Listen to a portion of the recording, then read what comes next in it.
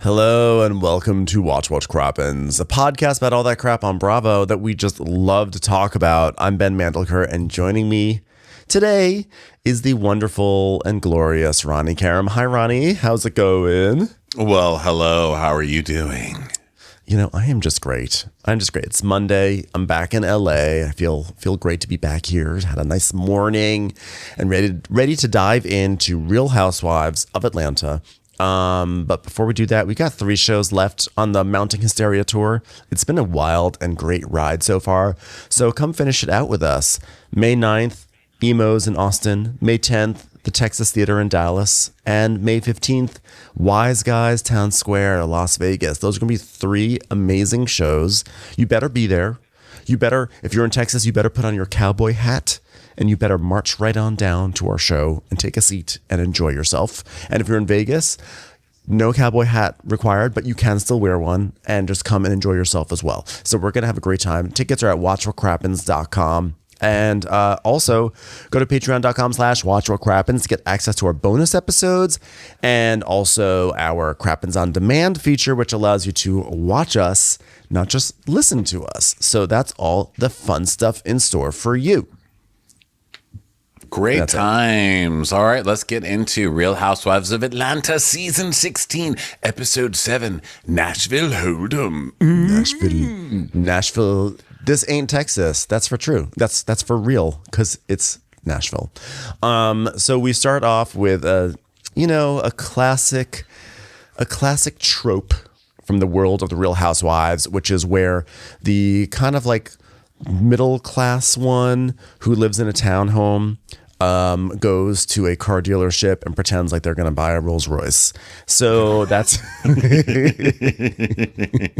I know. I was like, wow, you're really stretching the imagination here. Yes. Okay. This is definitely the Dorit scene of like, ooh, let's go to the Bentley store. Oh, it's like, ma'am, I think you're $11 million in debt, but okay, let's go with it. But they do have enough credit to test drive. So that's saying something because they actually do get to sit in the car. And Britt is one of those annoying people who gets a noisy car and then just sits in it and hits the gas over and over to hear it go. Rah, rah. I have across the street neighbors who do that constantly. I've never wanted to key a car. Like, I want to key this fucking car. I want to key this car. Not even key. I want to egg it. I want to key it. I want to save up some poop and just go poop on. I want to poop on their car, and I want to do it right in front of their ring cam so they see me. They're like, there's a crazy old queen across the street. Is he wearing a turban? And why is he pooping on my car? It might be worth it. It honestly might be. It will be. Will I go to jail? Possibly. Will I make it to the top of the next door feed? You bet your ass I will. I definitely saw a video over this weekend on Instagram. It was like from someone's ring cam. Someone had like a sports car. And a fox. There was a fox on the block, baby. A fox was sort of walking along, and you know how sometimes animals, they're crazy. They'll just walk on anything. And the fox was on a side thing and then got up on the hood of this sports car and was just walking across the sports car and then just sort of stopped and just shat on the hood and then just kept on going. So maybe you need to get a fox. That's so funny. That is a Texas animal for sure. That's how animals are here. They look you right in the eye while they poop on your sidewalk. I saw one where it was a freeway shot with someone's car cam, and a bull ran through the freeway. Jeez. And it was chasing a guy, and it jumped on top of a car and crushed it and then kept running. And the lady just got out of her car. And I love that her first thought, she's like, I'm going to stay here in traffic and just call State Farm. She's calling the cop. It's like, what are you calling the cop on the bull? Aren't going to come for the bull on the freeway. Move your car. If I was in the car behind her, I'd be like, move the fuck over. We still got to get to work, ma'am. I cannot believe that happened and that someone actually recorded it happening. A bull stomping on a car in traffic. That's so good. It was good. Okay, so here we go. Britt is at the car dealer shop. Speaking of bull, let's have Britt talking about how she's going to buy this car. Yeah. She's like, oh my God, babe. Remember how you promised me every year you'd get me a new car? Every 2 years you'd get me a new car. Like, that man won't even get you granite countertops, ma'am. You are still cutting on plastic countertops. Why would you believe him? Yeah. Why? It's not going to happen. He kind of has the energy of Greg from The White Lotus. He just sort of looks at her like, really, this is who I wound up with. I guess she'll do. Is like, oh yeah, I promised. She's like, Yeah, happy wife, happy life. he's like, yeah, well, okay, fine. He is not about this charade. Like she was like, Honey, we have to shoot a scene where I pretend to buy a luxury car. he's like, but I just got you a Toyota. No, we have to pretend we're getting a luxury car. So he's like there standing in the lot like, I could be home watching football. Yeah. And instead, they're checking out a Ferrari F8 Tributo, price $458,000. That is $457,000 more than this lady has, and we all know it. And she's like, "Oh, Can you hear sex in the engine? oh my god, it's on TV. He put Sex in the Engine on TV. Fire it." I don't hear sex in the engine. I hear annoying ass person in my neighborhood in the engine. That's what I hear. I hear douchebaggery in the engine. That is what I hear as well. That's what I.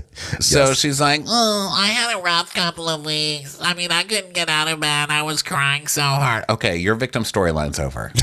You had your episode. I've declared it over. I no longer feel for you. It's over. I felt for you last week. It's done now. It's expired." Yeah.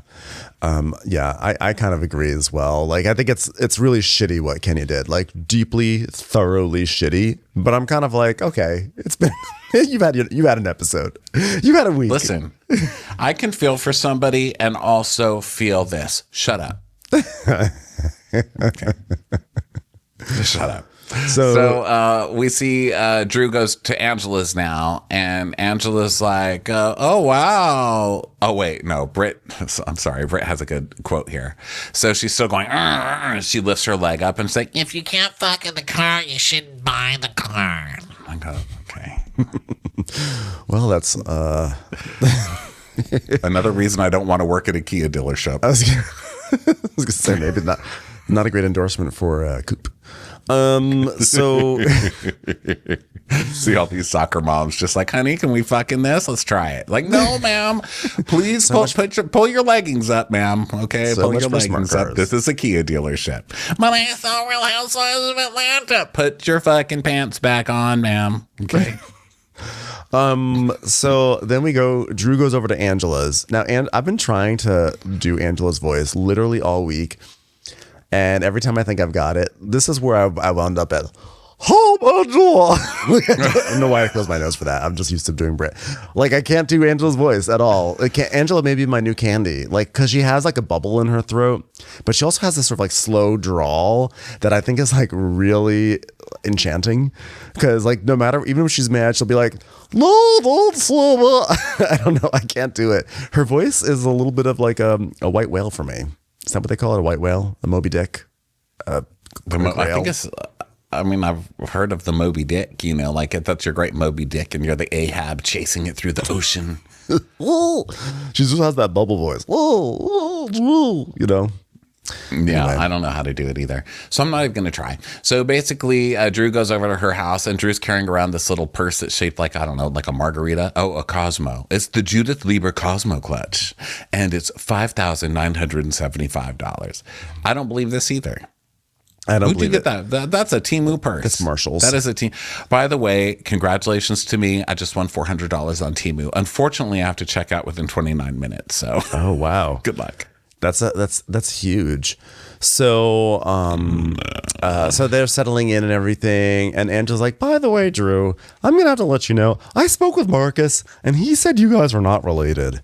And Drew's like, oh, I said that as a joke. And we get a flashback that Angela is apparently talking about Marcus Jordan, sometimes Bravo star. And we see a flashback to last week when Drew said, that Michael Jordan is my cousin. Yeah, my maiden name is Drew Jordan. And I'm very happy because I feel like normally you're the great predictor on this show. I feel like I was really, really outspoken about predicting that this was a blatant lie, that Drew Jordan is not related to Michael Jordan. I just said it. I think I said it. I hope I said it. I at least internally. Yeah, we didn't believe that shit. Yeah, And not one of us believed that. This is a lie, Drew Jordan. And It's clearly a lie. Clearly a lie. It's so much of a lie. I can't believe Michael Jordan didn't come out and say, "Nuh-uh." Yeah. And then when now Angela calls her out on it. And now she's like, oh, that was a joke. You know, that was a joke, because my mom was like, it was probably a cousin. It's like, Drew, you were caught. Angela caught you. Yeah. You tried to make an NBA lie to someone who's married to an NBA person.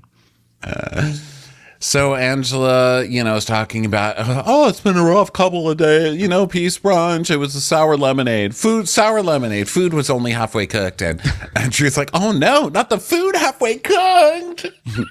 She's like, those grits still needed some cooking. So then we go back. Now we go to Kelly's.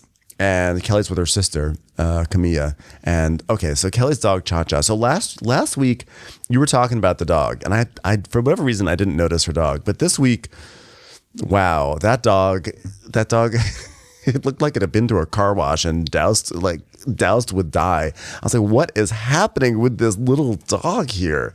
And we get a lot of close-ups of this dog. It is really, I've never seen a dog like this. Yeah, the dog has too much going on. And I think it's Jewel too. So she's like, oh yeah, my dog has died. And the reason is because my dog ran away. And so it scared me, and so now I have to have a very recognizable dog. Okay. But your dog wasn't stolen. No, she said it was stolen. It was stolen. The dog was stolen. Okay. Sorry. I thought it ran away. So she's basically like, the dog was stolen. And so now I have a dog that no one will ever be able to like a dog that won't just blend in. Like, it's like, that's Kelly's dog, which I'm like, okay, well, I sort of see that. I also feel like there's gotta be a better way. Can you just put like a chip, something like a GPS tracker on the collar or something like that? Yeah, put an AirTag on the damn dog. You know what I mean? Or the little thing, the little rice thing you put in their neck. They have that. You don't have to make your dog look like Cyndi Lauper's hair in 1982. Yes, that is. And I think, doesn't it look like the dog is also bejeweled? It looks like she's like glued jewels to the dog. It was wearing like a sweater of some sort. It looked like something was going on with it. It was so, I couldn't even process it, but it was just a strange looking dog. And the fact that like the explanation for it was because she was stolen. I was like, of course, it's the most melodramatic response, like backstory to all those ridiculous hair dye. Yeah. And she's like, well, the police were involved in this, and we ended up finding the dog on Craigslist. And when I got her back, I said, no one will ever get Cha-Cha again. She will be so hideously ugly. Not even a drag queen will steal this dog. Okay. It's over the top, even for a drag queen. And she's like, and we did what we had to do. And don't worry, all the colors are vegan and animal cruelty free. They're not cruelty free to the dog, and that's an animal. And I'm like, the producer called her out. The producer was like, oh yeah, nice that you're saying vegan and animal cruelty free while you're wearing a fur. And she's like, oh. She doesn't even say, oh, this is fake. She's just like, ha ha ha ha ha. She just looks down. Because apparently real fur is back in. People are wearing real fur again. And it's like, that's like the trend for 2025. Who would have thought? Who would have thought? Who would have guessed in 2025? So then Portia's talking to Kelly. And she's like, so what happened when you went to the peace brunch? And Kelly's like, well, Drew and Angela walked in and they were already team twirl. So Britt, she was already in defense mode. And, because she's dealing with a lot of things on the blogs, as am I, but mine are more waffle related. So it's much easier to process or to digest, if you will. It's a little joke. So then we go back to the car dealership, and Britt, she just cares about the rims. She's like, I like the rims on that car. And so now they're talking about the peace brunch. And she's like, I didn't appreciate Angela. Like, she says that she knows about insurance. Like, how does she know about insurance? She doesn't know what's going on with me. I'm under investigation. Yeah, but you were also caught lying because you said that they took your license. And then when you were confronted on it, you said, oh, no, I'm only being investigated. So you already got caught in a lie, ma'am. I watched it again to make sure. Liar. You're already a liar. So I don't care about you. I don't believe you.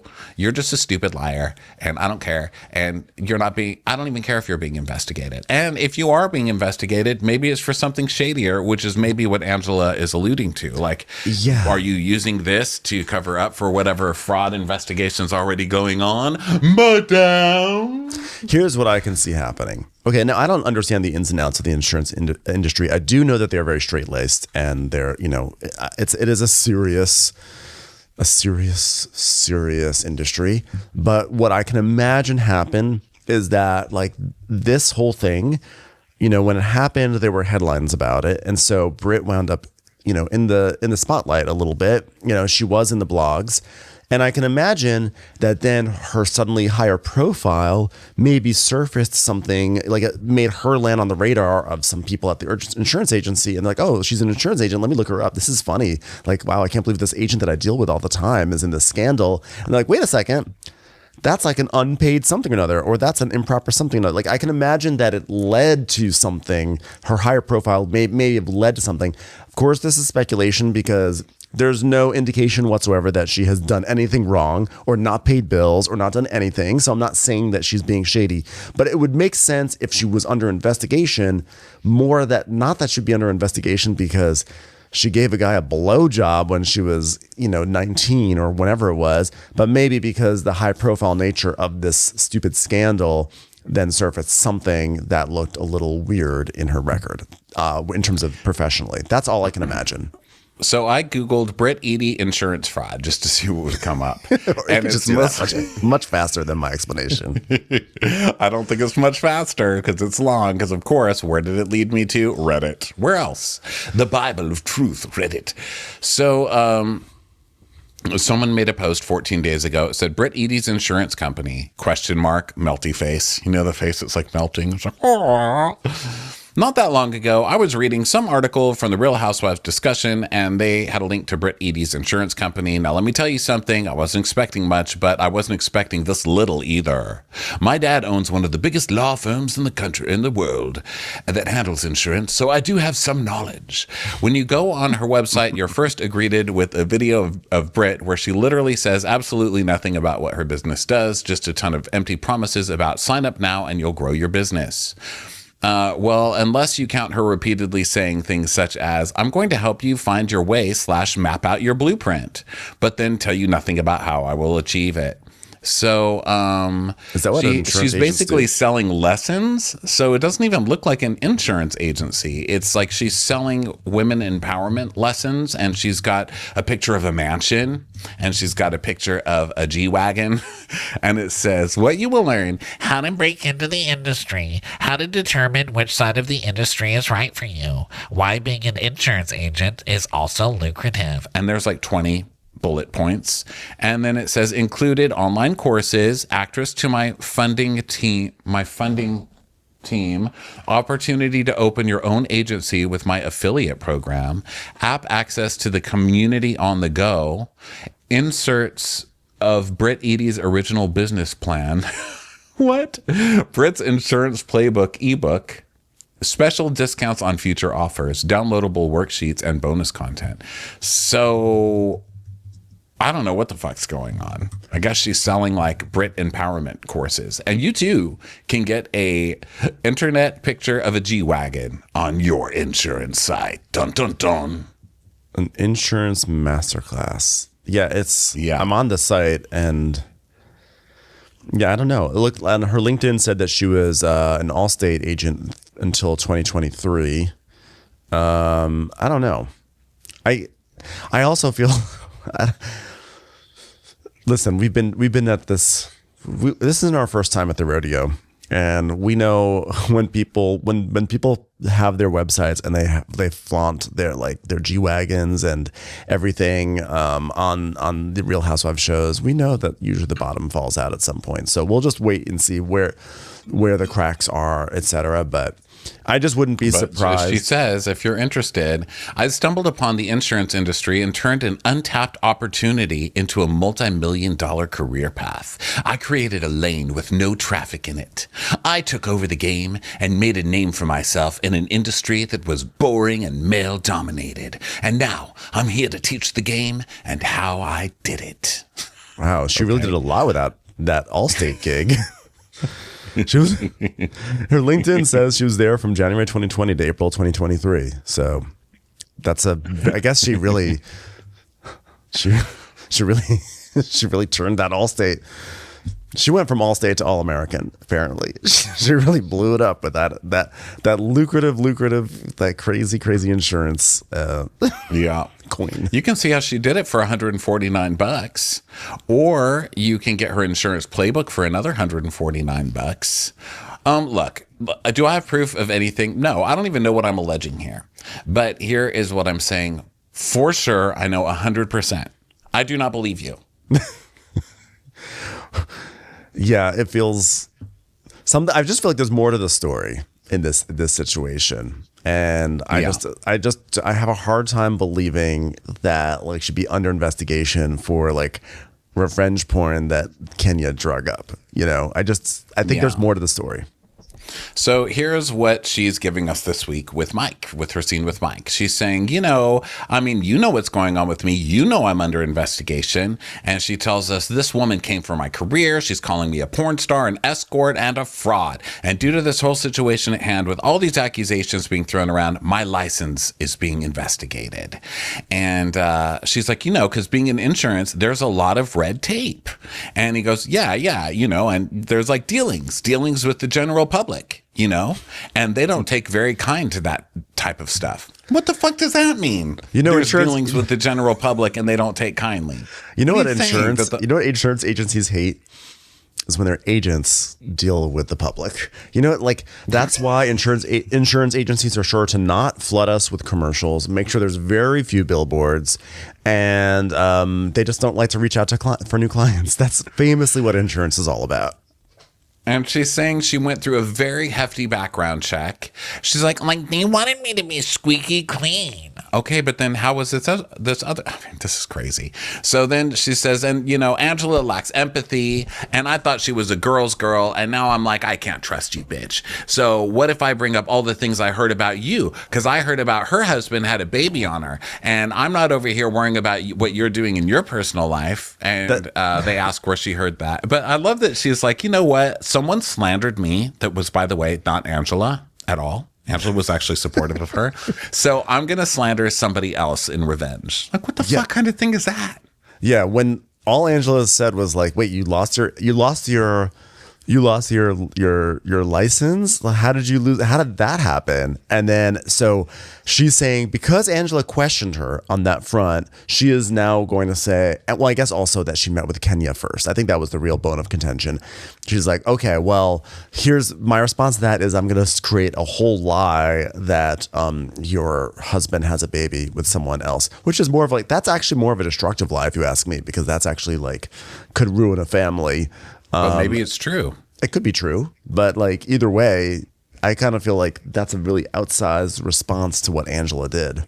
Yeah, but even if it is true, which it probably is, I mean, I think it's true just because I've read it too. So if I've read it on the internet before, then I assume it's true. I don't know if it's true, but if it is true, so was the stuff about her doing stuff online as evidenced by pictures. It doesn't make it right to out it like that on TV. So she's just proven that it's okay. Like, so it's okay because you haven't seen pictures of whatever. So only she sucks. Right. She like sucks. She didn't like take a lesson from this and say what was done to me was so hard that I would never do that to someone else. She's like, what was done to me was hard. And now I'm going to do it to somebody else. Yeah. Not now, even the person that deserves it. Now, admittedly, there is a difference between, sort of coyly or maybe not so coyly announcing a rumor versus like having pictures of you like giving a blowjob being paraded around on poster board at like a public event. That is there's a way different kind of embarrassment. So I'm not going to but that's also not what Angela did to her. Yeah. So like it's not even a comparison, because if we're going to compare what they actually did to each other, Angela did nothing to her. And she's going to do this to Angela now. She sucks. She's Angela such a just fucking like monster. challenged I mean, her I get what lightly. you're saying. Like the revenge porn, it doesn't change anything about the revenge porn being horrible for Brit. But that's what I'm saying. It's just like it doesn't make it it doesn't make it less horrible. But Brit doing this makes Brit more horrible. So, But the one thing that Brit has done all season is that she's been incredibly fragile with these things. Like even when Kenya went to like give her like a sort of a little hug, and she's like, "That's not a hug. You didn't give me a proper hug." Like everything with her is like, "Oh my God, Brit!" Everything is like is an affront to humanity with her. Yeah. Yeah, she's an asshole. So then she's like, yeah, so should I bring that up? And she says, well, there's whispers that Charles had a baby on her, and now for you to have so much to say about me, I guess you should be worried about yourself because these rumors don't just fall out of the sky, sweetie. Well, neither does anything that's come out about you. It doesn't make it true or untrue. It just makes you a shitty person for doing this. So then we go back to Angela and Drew, and Angela's like, oh, I thought it was a peace gathering, and I was so ready to receive Brit peacefully and just hear her out, and I just thought she would have been more vulnerable about the whole thing. And Drew's like, yeah, a little more humble. Yeah, Drew. I just hope that there's some growth. Yeah, Humility. Drew Sidora, the humblest one, starting lies about how she's cousins with like the most iconic basketball player of all time. So then Drew is like, speaking of, by the way, she actually Brit texted me and said, I feel like we got off on the wrong foot yesterday. Would you be down to meet me for a drink so that way we can become friends and isolate Angela? And I said, sure. So Angela's like, oh, that sounds like a date. She's like, yeah, well, we'll see. The jury's out. But, we're just going to let her sit right there. And we will see. We will see. Because she is so lucky to be able to sit with recording artist Drew Sidora. Yeah. So now they move the conversation to Ralph, and Ralph is in the house and she's sick of leaving the house, but she's got a court date, and she and her attorney are trying to convince the judge to keep the case sealed to protect the children from Ralph's horrible behavior. Did we ever find out what was in this? Because they unsealed it, right? So what was it? I'm assuming it was the stuff that the lawyer said on camera that like maybe it would not have been allowed on camera had it remained sealed. Remember when the lawyer was like, well, he hasn't paid this, he hasn't done this, he hasn't done this, he's been tracking you. Like, I'm assuming that stuff was the stuff that was sealed. This is another fishy area here. I mean, Drew Sidora, every year there's always some amazing half-truths. Because now Drew is saying, like, she's telling us, like, I just don't want the kids to have to read about all of mommy and daddy's fighting, and then she later on, she winds up saying something about how, like, oh, I'm fine. Like, there's nothing for me to be embarrassed about. I just don't want them to find out. Like, she says, it's just more for Ralph. I feel bad for Ralph for people finding it out. Like, no, you have some shit in there that you don't want to come out, and we all know it's Drew. And it's not about Michael. There's got to be something about Drew in there. Yeah. Because 100%. the rest of it she's put on TV, so it's not like she's kept it completely out of wraps. And we know that children are more likely to watch TV than they are to read. I mean, unless children have changed in some miraculous way. Mm-hmm. So now she's saying, this thing with Portia's interesting because Dennis had a conversation with Ralph early on to get permission, and I had a conversation with Portia, and neither one of them had a problem until now. It's like, now the cameras are up and they want to have a problem. Right. So now over at Kelly's, Cynthia's there, by the way. Cynthia had a spiel earlier about I feel dating. like so many Cynthia scenes begin this way. Where we're like, oh yeah, Cynthia's there too. Yeah. Like Cynthia actually had like a whole moment that we just totally just blew past where she was just like, I'm not dating, or I'm not. She just talked about guys in her life. It like literally did not have any impact. So Cynthia's like, so Portia, did you make up with you and Drew yet? Portia's like, no, I moved on in a very mature fashion. Very much not old Portia. Yes.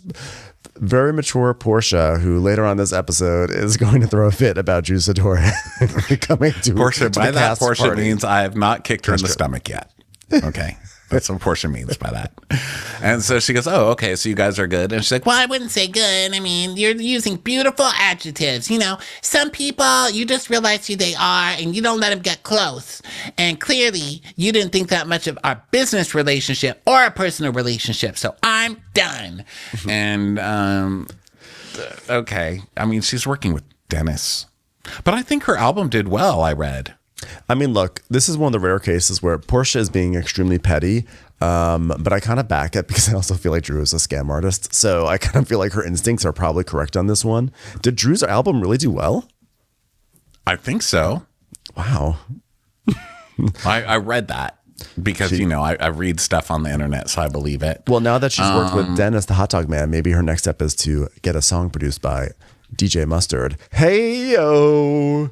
Hey, yo. It actually peaked at number 6 on the U.S. iTunes R&B Soul Albums chart, making it her highest charting project on the platform. Wow. So, and her song, I Did It To Me. Wow, that's a good Drew song. It's a song about spilling ketchup on yourself at Costco while having a hot dog. I did it to me. Second only to her song Tide Stick, reached number 5 on the iTunes R&B chart. So yeah, I mean that did well, all right. Damn. Okay. Go Drew. Good for her. Good for Drew. Let's continue ragging on Drew. It does not change anything for me, but good for her. Goodbye. So Portia's saying, by the way, I want to move on. So my birthday's coming up and I invited all the girls and you weren't on that call, actually, by the way, but I had a call. Cynthia, sorry. I knew your phone still doesn't have FaceTime on it. So here's what happened. I said, let's be like Cowboy Carter and like go to Nashville and it'll just be like a bunch of like bad, beautiful bitches. And like, I'm just going to bring a few other friends. just like, Cynthia's like, who? She's like, my sister, Laura Manetta, Chanel, Amy, Provy, Gabby from the Traders. There's someone down the street who I like. Oh, the barista at Starbucks. I'm going to invite them.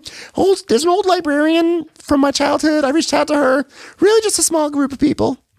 I love when people do a straight up recasting trial where they're like, I don't like any of these people. I'm going to bring on all of my friends and hope they just get cast on this show. I know. And I was fine with it, although I was like, not Manetta. Please, not Manetta. Oh, I like Manetta. They showed... They showed. It's amazing when no matter what the season and how much we complain about said season of any Housewives show, whenever we see a clip of that season years later, I'm like, oh my God, that was such a good season. So I'm watching Black Mirror, and one of the jokes in Black Mirror is they're on the spaceship, and one of the episodes are on a spaceship, like a Star Trek spaceship, and one of the girls on the ship is obsessed with Real Housewives of Atlanta. So whenever she gets a break, she puts it on the big screen, and it's so fucking funny. And it was a Manetta season. Someone's like, wait a minute, which one is that again? And she's like, oh, this is the one where she gets angry because somebody slams the door in her face. And she goes, really? She goes, it was heavy door. It was very heavy door. That was Manietta's. So I'm like, I like Manetta. She's on Black Mirror. Yeah. Well, I'm happy that she actually got like a featured moment on Black Mirror. That's actually very cool.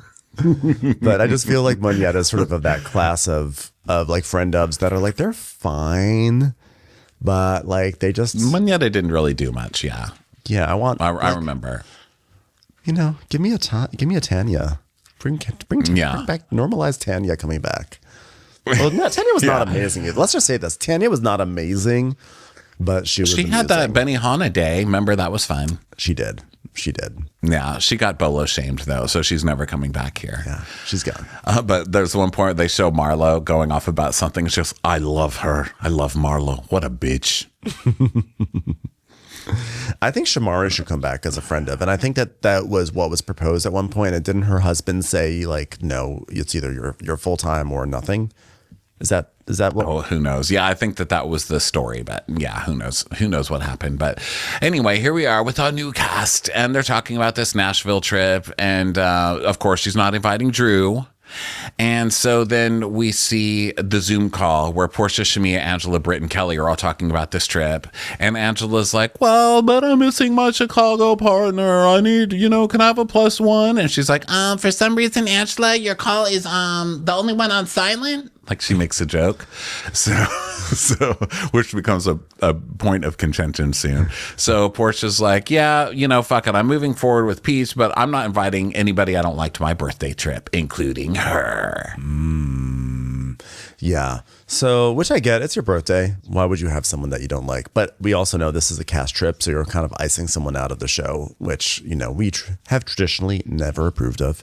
So we go back to Angela and Drew, and Angela's like, so Portia's birthday trip to Nashville's coming up, and I really would just like to hear this, and so I would like for you to just accept my invitation and come along. And Drew's acting like she's not wanting to do cartwheels across the porch and like raise pom-poms and be like, yes, I'm on the cast trip. She's like, oh, well, I don't know. I do love you, but I'm not sure. Drew, you know you want to be there. Stop acting coy. Yeah, and as we find out later, Drew's got other plans anyway. So she's passive aggressive plans, I'd like to add. Yeah. She's like, I just with energy and how it's been, I just feel like, it would have to come from her. I'm just such an easy person to communicate with. I just don't understand. And meanwhile, Portia's like, yeah, she's a pathological liar. Yes. Fuck her, Pretty much. So then we go back to Britt and Mike, who are still at the car dealership, now in a different car, pretending that they're going to buy, which, by the way, we never see any checks being written or papers being signed. And Britt's like, well, as far as the trip is concerned, I feel like it's going to be like a good vibe there. Like, I'm really ready for peace. which is one of my favorite things that they always say before a trip. Like, literally never in the history of any Real Housewives trip has a trip ever been good vibes. Like, they go on the trips because they know, the producers know it'll create chaos. And every single time they're like, this trip will be a great reset. We're just going to come out as better friends from it. I was like, no, you're going to be traumatized. Yeah. So now we're catching up with the ladies around town, as we do. Kelly's teaching Chloe how to drive, which thankfully is cut to a 5-second scene. And we do not have to suffer through the whole, I'm teaching my child to drive. Look at my kid trying to parallel park. Yeah. And then we see a lot of sorry, I was in a different section there. Okay, Shamia is now singing. She's with B Flat, her producer, and she's singing her song because she's going to become a big star. And then Angela's with her kids, and she has made some fries. She made like a little bowl of fries. And Charles was watching and like, wow, like, are you even trying to cook for people? Like, you need to have about 40 times more fries. Like, that's ridiculous. So she's with her son, and she's talking about how she goes, hey, how's my face doing? And he's like, I've been told you about this. So that was really funny. It's like, I told you. Why would you do this to yourself? And she's like, yeah, when I got my nose job initially, it was just too pinched, but I was advised to get Botox to blow up my nose. And then I did. And then my whole face blew up. And so my kid won't stop making fun of me. And he's like, you look like Yoshi from Super Mario. And we found a fill-in for this show. Finally, a solid, dependable fill-in for Crappens. Yeah. Yeah, truly. So then Portia, we're at Portia's, and Cynthia comes to visit again because that's all Cynthia does. She just visits. Oh, hey, I kind of just like followed you home from Kelly's house. You want to hang out still?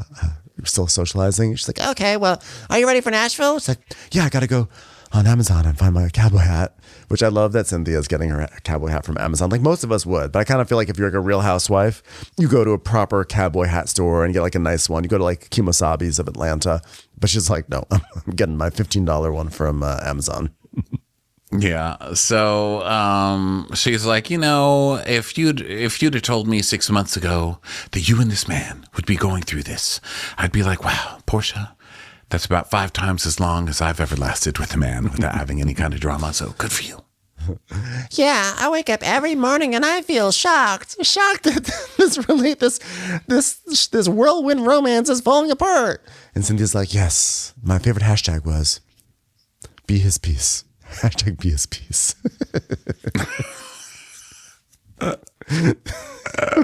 It went from be his peace to, can you give me some peace? God damn it. Which is longer. It's a longer hashtag, but still. And Portia's like, yeah, give me the piece. And so then we go to Cafe Belly.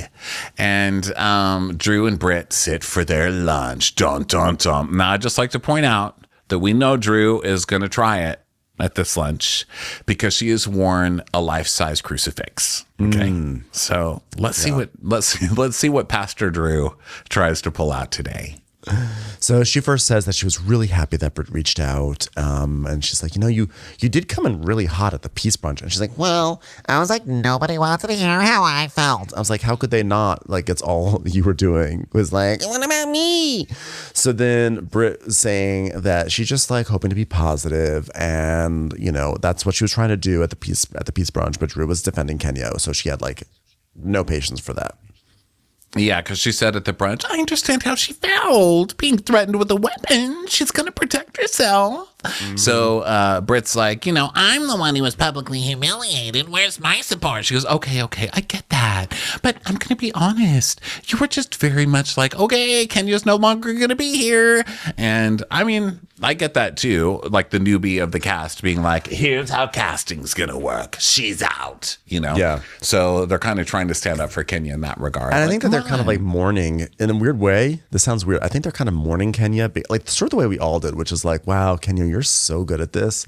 How could you do this? Like, you're so much better than this. And you're so good at being the villain. Like the fact that you had to like resort to this like hideous stunt, like you're better than that. You can do better. And it's kind of like, oh, like the way we're all kind of like, oh, whether you like or hate Kenya, you still kind of like, I think most people kind of hold space for her being kind of like, an excellent villain. And when you see someone who just is so good at doing the one thing that they do and then they fail at it, you're like, that's too bad. Well, there's also the element of like, here we are, we just rebooted a show and now you're getting rid of the biggest star of the show. So what the fuck are you doing, lady? Like, what the fuck do you think you're doing?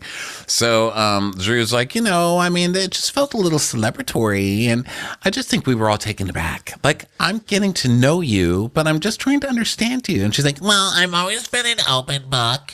And if there's anything you want to ask, I have no problem answering it. So she goes, okay. So did you ever sell it? She's like, what? She goes, the cat. Did you ever sell the cat? And she goes, no, I have never sold cats. Okay. Have you ever done pornography with your cat? I've never fucked cats on camera. Okay. Have you ever done pornography while listening to the soundtrack of Cats? Well, I haven't done pornography in the first place, so. But I had listened to Cats while I blew people for money on camera. Is that what you mean? I did once bang a guy who did call himself Mr. Mistopheles. I never really understood it until this moment. Okay, so then she says, no, I've not. Excuse me, I have not done. I can't even talk. Okay, so she gets flustered, right? So she's like, yeah, I mean, never, ever, cat, what, meow. Okay, so I've not done porn, but I have done webcam. Okay, now, I've seen a few webcams in my day. Is that considered porn? They were definitely doing porny things on there. Not to out myself. I think, like, I don't want to be a prude or anything, but like I'm not being like a prude. I've looked at webcams. No, I know. I'm certainly not a prude. I kind of think webcam is porn. Like, and I don't have it. And I say that with no judgment. I'm like, but I think it counts. But I say as a full supporter of porn. What'd you say? I say as a full supporter of porn, I think that you do porny stuff on webcam. I think that would be considered porn. I don't know. Does there need to be like a studio involved? I just don't know how it works. I mean, look, it's not going to be shown on Disney Plus, right? I think that, like, well, you never know. They change their things. Now you're an adult and they show you Anora. I mean, they might as well show you. I was like, wow, how can I watch Mufasa and Anora? Like, why are these things listed right by each other?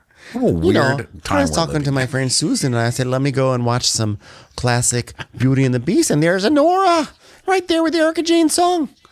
No, I mean, like, I know there's different like tiers of porn and that's fine. I don't know. But I think, again, it's just like one of those things where you just, I don't know. It feels like she's being. It's one of those. Look, I feel like you shouldn't be shamed for it either way, whether it's webcam or whether it's porn. I'm just confused. Like, why is one considered porn and the other's not? So she's like, and I did it with my friend that's a woman, and basically we were just on there naked, like having conversations. So okay.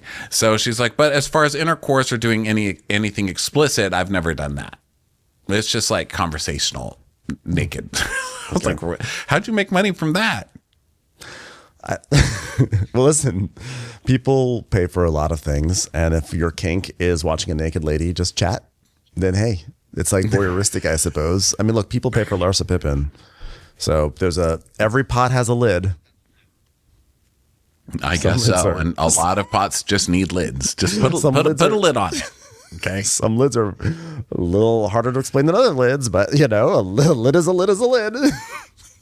So she tells us she only did webcam for a week in her 20s because her and her best friend were like, oh, this is fun and daring and spicy. And she's like, and I'm not ashamed of it. So for women to shame me is kind of like, you guys probably did worse than what I did. And Britt's like, so did you say at Shamia's that you knew the recipient of this dick sucking incident? So this is another big controversy that's been going on online. Supposedly Ming Lee, do you know who she is? Ming Lee supposedly had dated people, common people, and that's where this footage came from. But then Ming Lee is denying it, saying, that did not come from me. Leave me alone. So that's what's going on off the show. But apparently Drew, I didn't even hear Drew say that she's like, well, I might have known that dick who got sucked. So she's like, did you say that you knew the recipient of this dick sucking incident? Which is a great sentence. Did you say at the get together at Shamia's that you knew the recipient of this dick sucking incident? Drew was like, it was Michael Jordan, my cousin. She just said, and Drew goes, may. No, I said I may. I said I may. And you know when Drew's lying when she starts squealing. She's like, and when she does her tilt, like she's like in a billboard for like a diner or something, like come to Drew Sidor's diner. I don't know. And she says that she got a DM from the person whose it was, but she doesn't know for sure. And she goes, I mean, well, on the poster board, there were people, and I thought I recognized one of the people on the poster board. And she goes, oh, wait, so you recognized the dick. So does that mean that you sucked the dick? And she goes, no, I didn't even know it was from him, if it was his dick. And she goes, but why would you point that out there to the group? So what is Drew talking about? I love this show. I love that Drew saw a dick, was like, I know that dick. Yeah. I recognized that dick.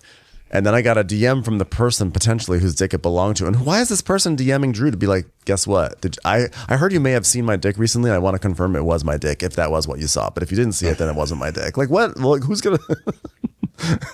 Why Drew Sidora? Like that's the person you're going to go for? Oh my gosh. I'm looking things up on the internet. That's terrible. I've been doing nothing but searching Google for this. Well, we've been playing a lot of like there's been a lot of like cross checking we've had to do this episode. We need like. So was it Rick Ross? Because I looked up past dating people for Britt Eady, and one was Rick Ross, and they then talked about that on the show. Right? Okay, and then I looked, but I didn't want to make a mistake. So then I put Rick Ross, Ming Lee, and it says, did Ming Lee date Rick Ross? Yes, beauty influencer Ming Lee was in a relationship with rapper Rick Ross. Oh. So I guess that's the gossip, that was his wiener, and she got the wiener on her phone and had her phone. She tweeted something like, I have all my iPhones since 2012 saved up. So they're like, okay, so did she pull this from her iPhone and then give it to the cast, and then the cast is using it against Britt? And then that's why Drew is saying, I recognize that dick. That's so confusing. I'm sorry, I read too much Reddit, but there's... So Rick Ross DM Drew Sidera. Like Rick Ross, who's like a successful and famous musician, is like, you know what? I heard that my dick has been put on a poster. Let me go tell Drew Sidora privately.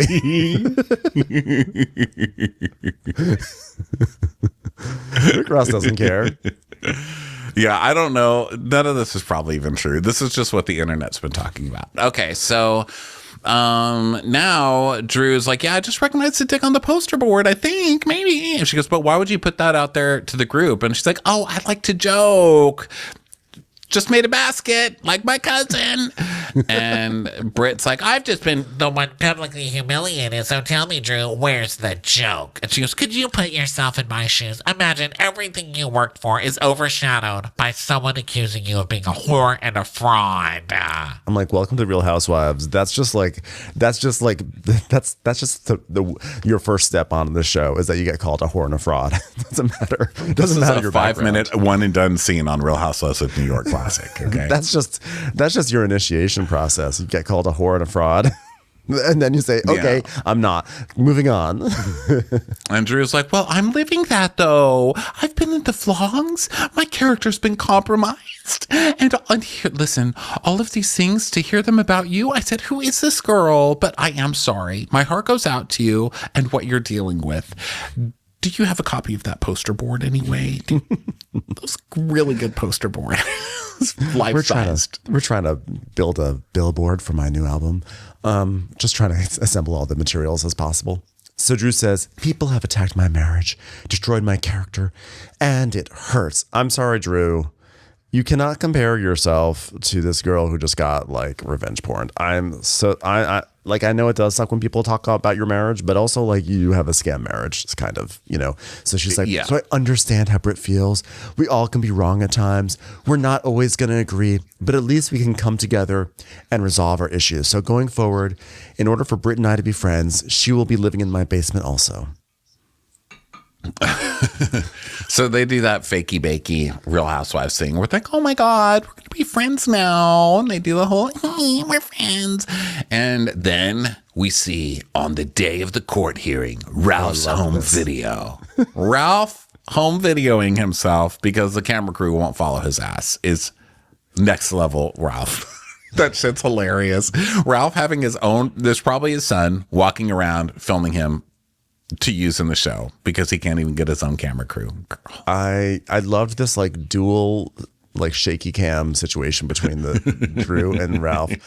This is really a testament to the iPhone. Like I felt like talk about like a Nora. I felt like the director of that movie was like, I got my next thing planned.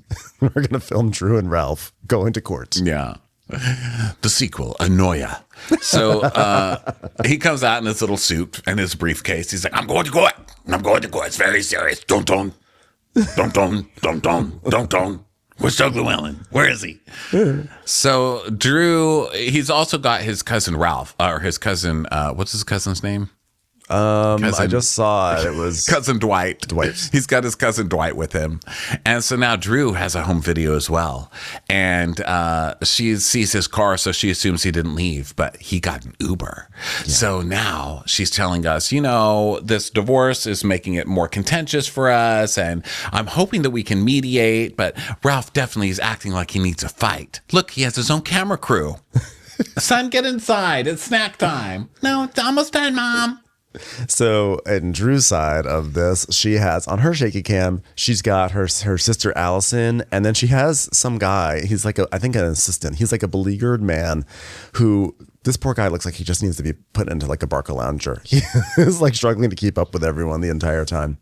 So she calls her mom, Jeanette. And of course, Jeanette's like, yeah, it's gonna be fine. Whatever. Drew's like, I'm hoping we can make some movement here. And we go back. We see her attorney. I love Drew's attorney, who's like, okay, here's what we need to do. Get Ralph out of the house, get Ralph's financial records, and keep the divorce file sealed. Okay, get out of my office. So that's their plan for today in court. Yeah, so she tells us the plan, and then we go see Ralph and his cousin Dwight in their car. And Ralph's like, they're still trying to get me kicked out. I think that's the goal for the day. Like, get me kicked out of the house. And the cousin's like, what do you mean? From the crib that you pay for? And he's like, yeah, from the crib that I pay for. So, round number 2, here we go. And then Drew's mom's like, everything's going to be great. I'm sure. I'm so faithful. I've been praying about it. God told me you're going to win this case. I'm sure everything's great. The producer's like, so what in the documents is so damaging? And Drew's like, there's definitely more evidence against Ralph than against me. And then this is where we see the attorney like a month ago rattling off all the things like Ralph's a serial cheater. He's taken money out of the account. He's been sexting with other women. He's following you and tracking you. All the things you can dream of from a partner. Insane. And I love that how the lawyer was like, and tracking you. The man was tracking you. She goes, yeah. He was tracking me. So they're saying, is there anything that you're ashamed of in these records, Drew? And she's like, no, it's me. No, there's no scary details for me. It's all Ralph. And, I'm more fearful for Ralph than for me. So now it's 30 minutes till the court hearing. And so Drew's attorney is like, okay, well, I just talked to opposing counsel. And she goes, yeah, he's got a third attorney now. And Ralph's got a new attorney, and this attorney, let me tell you, is taking no shit. I love her. She's like, all right, everyone. She's like dancing the entire time. She's like, okay, it's about business, okay? Because this is a financial game today. It's a money grab. And Ralph's like, yeah, that's exactly what I was saying too. She's like, okay, we're going to go in and we're going to kick ass.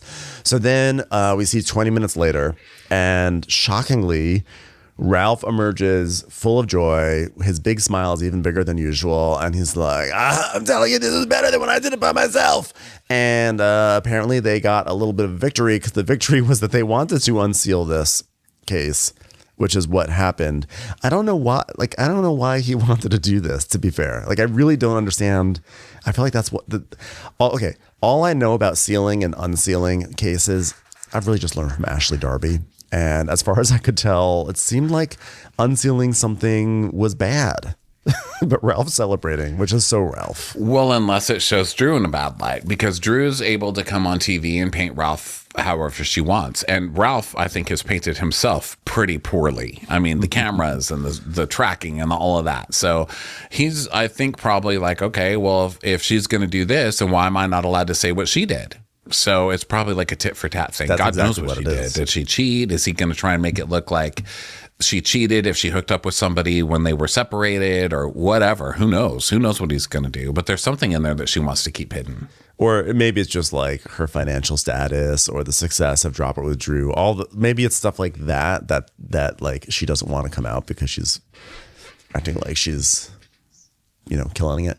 So Drew is very upset, and she's like sort of like breaking down in the car and everything, and she's saying that like Ralph still gets to stay in the basement, because she just wanted to kick Ralph out of the house, but he gets to stay in the basement. And she's like, is this a joke? I don't know why Ralph wanted to unseal the case. This is a nightmare. My kids will have to see everything on the internet. The worst thing would be for my kids to have to see me and Ralph fighting in public. Could you imagine that there's a way for them to actually see us fighting? That they could be like, imagine if they could see us fighting for the past 3 years. That would be absolutely terrible if my kids could see that. Like, if it were on camera, that would just be the worst thing in the world. Yeah.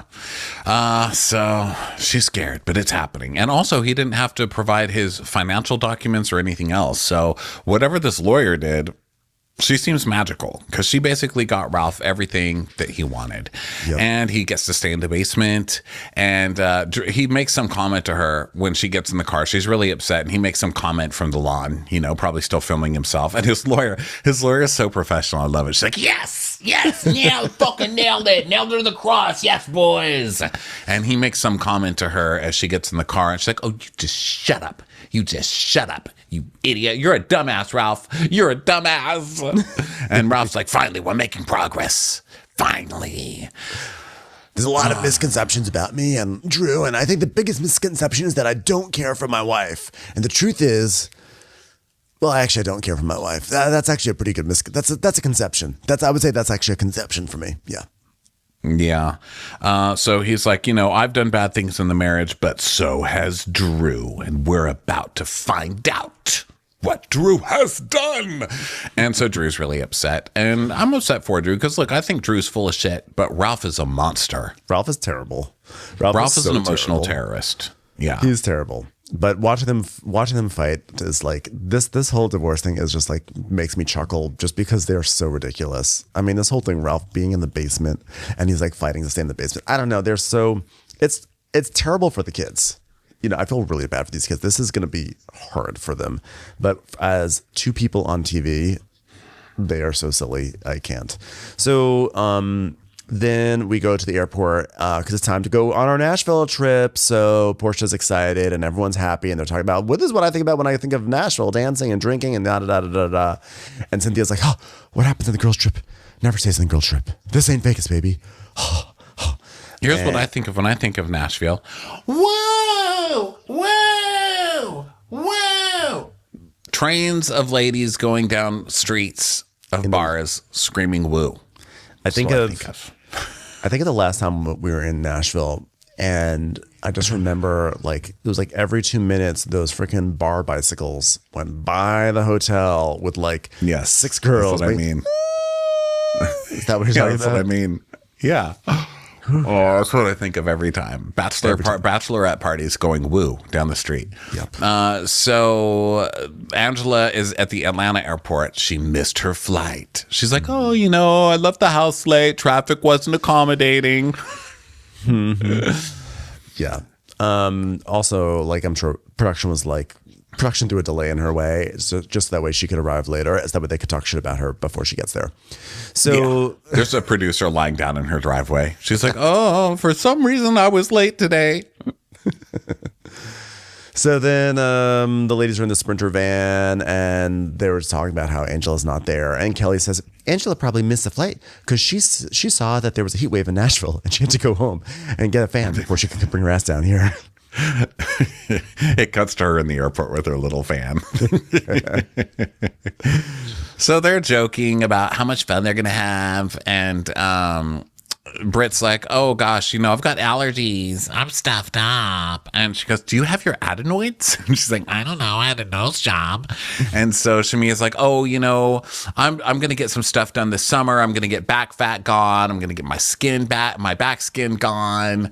You know, I'm going to get all that stuff. And Portia's like, I'm not changing anything about this body. I was going to get my titties redone, but then I said, you know what? These men don't even deserve new titties. She's like, Yeah, these used to be called Coco and Chanel, and now it's just Bob and Ben. I'm honored. I don't know why I'm covering my nose like Bob and Ben. I like that. I don't know why I'm covering my nose for Portia. Okay, so then they go to the house, and it's kind of like an Atlanta house. Looks the same. It's the same style and everything. But they're like, oh, woo. And they have a hot bartender guy that gives them drinks. You know, all the kind of typical Real Housewives trip stuff. And now should we go look at rooms? So Shamia finds the second biggest room and starts humping the bed. She's like, this is mine. This is mine. Mm-hmm. Yeah, and they're all just like choosing rooms and everything. And then Portia's like, I just want to make sure that each girl has a nice and comfy place to sleep.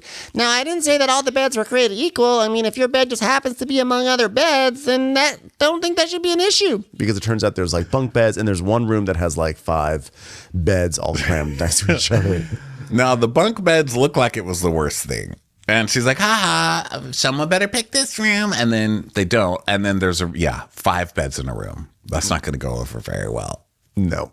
So that's basically, I think Kelly's trying to be funny in her confessional. And she's like, I mean, if I would have known I was going to be in the room from the movie Kevin and Shrunk the Goddamn Kids in the Attic. they're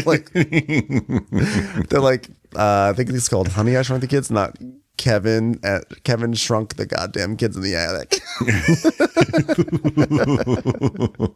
And she's like, okay, but that was Kevin though, right? And they're like, Kevin was from Home Alone. She goes, oh my God, come on now. So now Kelly is asking Portia how she feels on divorce and her birthday. And she's like, yeah, you know, for me, you know, it's just so rough because for the past 3 years, which is like an eternity in relationships for me and, you know, that guy, what's his name, Simon, you know, we traveled everywhere, but now I just have to be around girlfriends, you know, after such a lengthy relationship, now to just be with my girlfriends. Wow, what a relief. Yeah. So Cynthia's like, well, girls trips can be kind of tricky. You can't take every girl on a girls trip.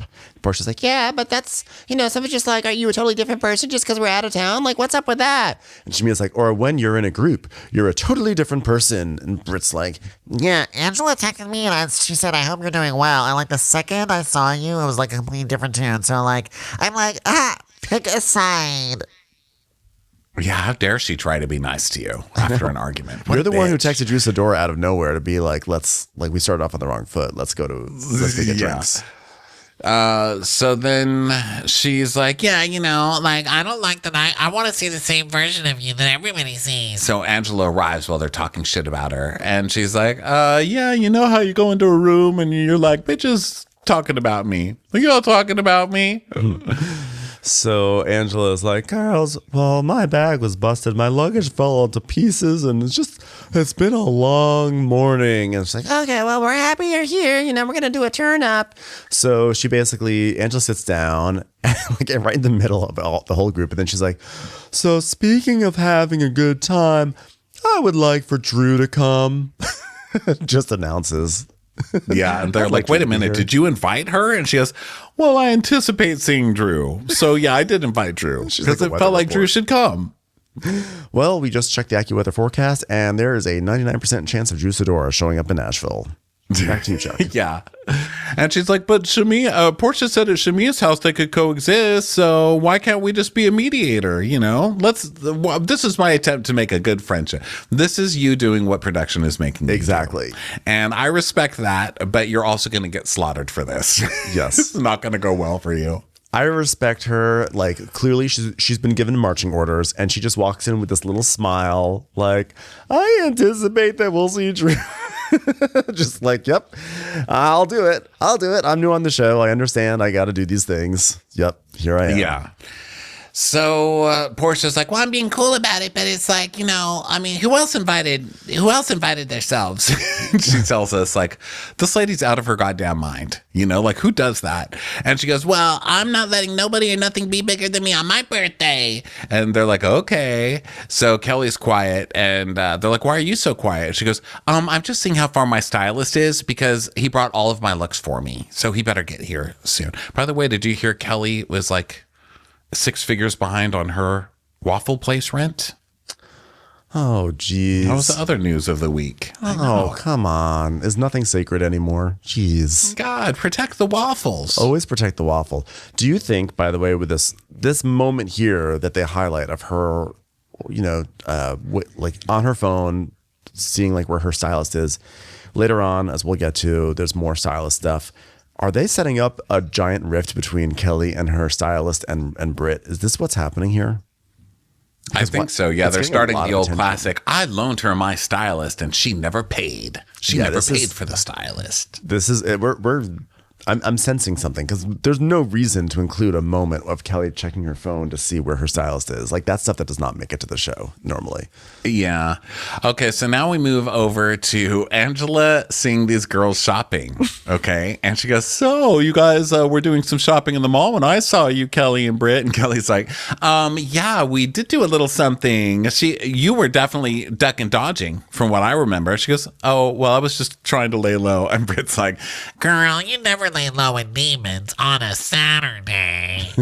So Britt's like, Me and Kelly run into Angela at Neiman's, and she had on her granny glasses and her hair a mess. and just like, no, when I saw them, I actually spoke to them. I walked up to them and I said hi. and Britt's like, Yeah, I said, Angela, is that you, girl? And she started hiding in the clothes. so fucking funny imagining Angela just jumping into the racks of clothing. Yeah. She's like, no, I was open arms. I was like, hey, what's going on? And then I picked up some pleather pants nearby and started fanning my face with them. It was just a typical Saturday. So they're like, did she get some work done or something? So is this when her face was really big that she was trying to hide her face? Must have been. Maybe it had something to do with the Botox swelling. That's funny. So she's like, whatever. Britt's like, I just saw you for the first time since Peace Brunch, so I gave you a hug. And she goes, and I was receptive to your hug. And she goes, but was that real or not real? She goes, I'm not fake. You know, if I show love, I mean the love. And she goes, that's fair. And so Portia's like, oh, you don't hold on to stuff, huh? And she goes, no. And so then we see the olive branch moment, and they just let it go. So now they're getting ready for their activity. They're all, you know, whatever, getting ready. So there's the gifts or afternoon. something, right? That's like the afternoon. They're getting settled in. But like a point, something that happens that when it happened, I thought it was like a nothing little moment. They all have like pillows. They're like pillows that have like affirmations on them or something. I wasn't even paying attention. I was like, oh, there's a pillow. Like, who cares? And so there's like a pillow that says all are welcome here. And so Angela sort of like grabs it, and they sort of tussle over it, and they're like laughing. You're like, okay, it's fun, a fun and games moment, but it actually becomes an issue later on. So I'm just flagging it here as a dutiful recapper. Yeah. And Brittany's like, well, I brought locks just in case anybody wants to get funny. And Kelly says, well, I brought some sage and security in case anybody wants to act a fool. So try that. I love that she's flying her security to Nashville. Yeah. I would have liked it if like Britt had brought like actual locks, like smoked salmon. She's like, guys, I brought locks in case anyone gets wild with me. You want some smoked fish on your face? Because you're about to get some. So Kelly is definitely spending. I mean, she brought security. She brought her own glam. That's a lot for a season 1. Well, and that's why she's in a waffle pickle. So the ladies are, so they're FaceTiming in, everyone's saying hi to their boos and everything, you know, all this bullshit that they always make everyone do on these shows, check in with the fam. And then Shamia FaceTimes Gerald, and Gerald is going to Target for the first time in like, I don't know, 20 years or something. It seems like he hasn't been there in a very long time. And he's like, he's amazed. He can't believe it. He can't believe everything. He's like, I've found pure art in a Target. Her name is Joanna Gaines. Please. He's like, I don't know who Nate and Jeremiah are, but their towels are fabulous. They look like they hate each other even in pictures, but god damn it, I love their comforters. I keep looking for the second floor because everything seems to say up and up, but there doesn't seem to be anything up there. And Britt talks to Mike and tells him the gossip, and then Angela's FaceTiming Drew. And so Angela's like, okay, well, the vibe is good. So everybody knows that you're coming. And she goes, okay, well, I'm not sure when I'm coming because, you know, I had court. So it's very difficult for me. It's very difficult. Okay. And she's like, well, don't worry. I'm securing your piece. But don't we see that Drew's somewhere else? She's at like an opening or something. It shows up a little bit later, but like, yeah, Drew, in this very sensitive time, we will find out later, is going to go to a hookah bar. A hookah bar started by Dennis, because Dennis is a Renaissance man. Oh, it's a hookah bar opening. It's a Dennis opening. Oh shit, that's even worse. She's not on Portia's trip, and instead she's going to Dennis's. That's why I said it was a passive aggressive plan, because she knows what she's doing. Yeah. So Angela is basically saying, yeah, I'm going to secure your piece. Okay, so then it starts to rain really hard, which I loved. I was like, ugh, that seems like a dream to be in that big old house while it's raining outside. I love it. So they're all getting ready. And so Paris is Kelly's stylist, who we met last week, kind of like in that, he sort of has that look of like Pink meets Tabitha meets, I forget who else we threw in the mix, but he's Goslin, the Goslin lady. Yeah, a little like bit mix of that. He's a mix of all the icons. So Paris like, okay, so what do you have going on tonight? She's like, well, maybe a mechanical bull. And if we're going to do a bull, then I probably shouldn't do a dress. He's like, oh, never rode a bull with a dress on before. She's like, I mean. So she tells us that she doesn't go anywhere without a glam squad. And Paris is her stylist. And he's like, your nipples done pop out. And so Kelly's like, well, you know, I believe in charity, and Britt doesn't have a stylist, and she's really been going through it. So I wanted her to know that she's supported. So I recommended Paris to her, and I thought that would be fun. Now, this is careful wording. Like you said, there's something fishy here. Because she said, and I recommended Paris to her, meaning you got to pay for Paris. Where Brittany's probably thinking, oh, she said I could use her stylist to make me feel better. Yeah, this is going to be an issue, and I can't wait. It seems like the perfect petty issue for 2025. So now they all come outside. They're in their cowgirl looks and everything, and they're gonna be going there. So Cynthia says, like, so Portia, you're in a good space. Angela said you all did affirmations, and she's like, Yeah, Angela would talk about affirmations, and then the one she got, I didn't like it, and so she physically fought me for the affirmation, and she's like very aggressive to get her piece. I mean, I'm assuming this was about that pillow that had the affirmation. Yeah, that's the affirmation pillow. She's like, yeah, she was fighting over the affirmation. And she's like, this is my birthday. This is my birthday. I'm being bullied on my own birthday. And Cynthia's like, can we just have fun tonight? She goes, well, I choose peace. And I'm telling you right now, I'm not going to make a thing out of anything. Oh, this is Portia. Girl, Portia has like 6 girls as backup, and she's going to be drinking. Portia will be making an issue, okay? Yes. So they meet up with this whole little gaggle of people that Portia wants to have on the show. And Portia's like, well, I invited my sister and some other super special girlfriends. I don't know all their names, but they're cool. And it just like means a lot that they flew all the way from Nashville for one night. And then we see on screen that it takes an hour and 5 minutes. She makes it sound like they flew in from Paris. Yeah. So then they ride the bull. Everybody takes their turn riding the bull and getting thrown off. It's wacky. And all I think is back pain. And yes, I think back pain. And also, what I did not like is that you're supposed to do it with one arm, one hand, not 2 hands. And so, like, Shamia and Kelly have these really good, they have really good numbers because they use both their hands, and that's cheating.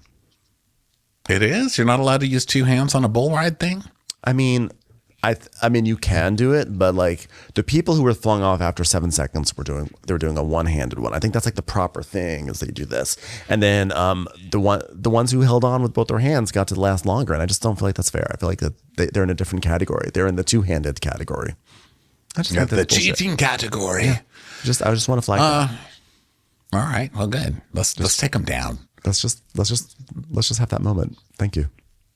So now it's eating time, and we know it's going to go bad because Portia says, This is the best birthday ever.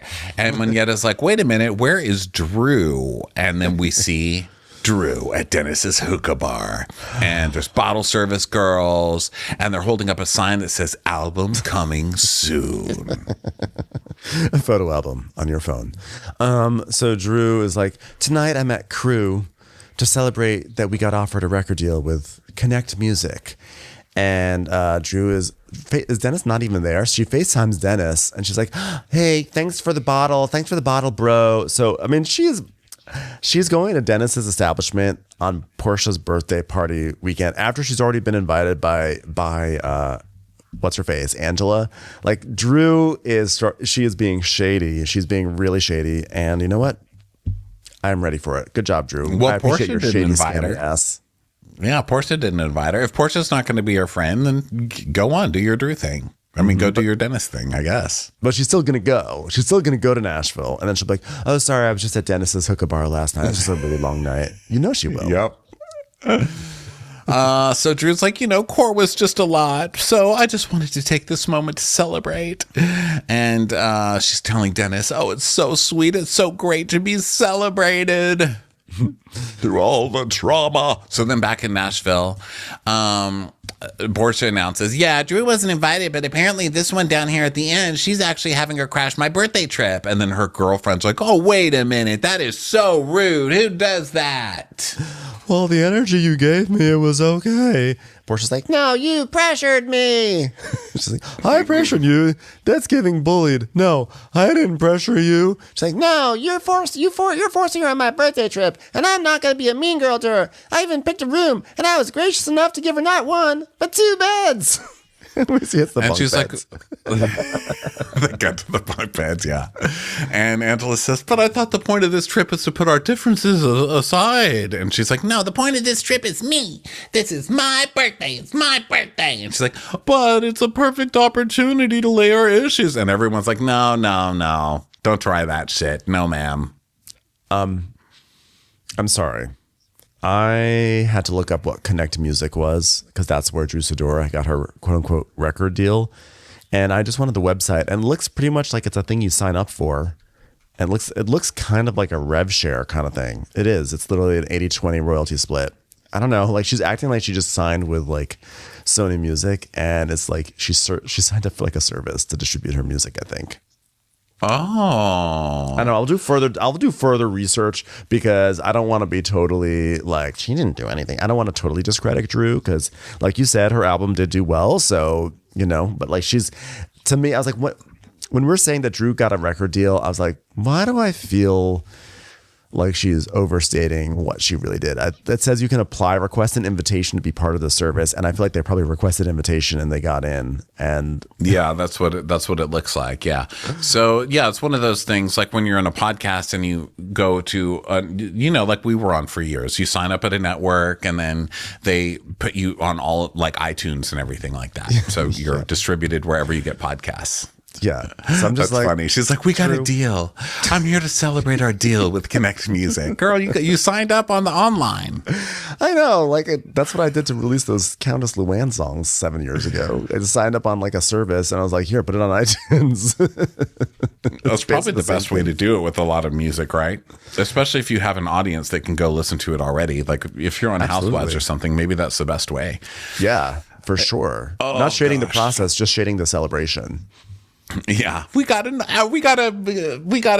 sign to a deal, you guys. I e-signed. It's good. So anyway, back to this issue here. So Angela is mad at Portia, or Portia's mad at Angela, and she's like, "It's my birthday," and she's like, "Well, I feel like it's the perfect opportunity to lay your issues on the table." Everyone's like, "No," she's like, and Portia's like, So Portia says, I thought she was like demure, but she's not. She's demanding and very stressful. and she says, so what kind of glue is on your motherfucking wig, sweetie? You're not understanding. And she goes, just talk to me like I'm 5. And she goes, Well, no, I'm going to talk to you like however old you are. At that age, 55. And you brought this energy, and now the whole table's like, where is she? So you should have kept your fucking mouth shut because we had a wonderful day before this. "Well, on FaceTime, Portia should have just told me no, but Drew can't." She should have said Drew can't come. So don't act bold now just because you got your little friends here, bitch. I wear size 12 shoes. I stand on my own 2 motherfucking feet. So now one of the friends is like, wait, what's going on? And so Portia tells him that Drew's been undercover and she's been, bullshitting with Portia. And she's like, and now our work is ended. And whatever she's got going on with whomever is also her personal business. And Lauren's like, I mean, it's talking to Dennis more than making music. Like, that's what allegedly it is. And Portia's friend is like, yeah, well, she sucked some dick. And everyone's like, oh, and Britt's like, Oh no, that's a bit much. I'm Brent, and I stand up for people who have been accused of sucking dicks now. That's my niche. And so Portia's like, Well, Drew and Dennis, I don't know what they've done, but fellatio is his thing.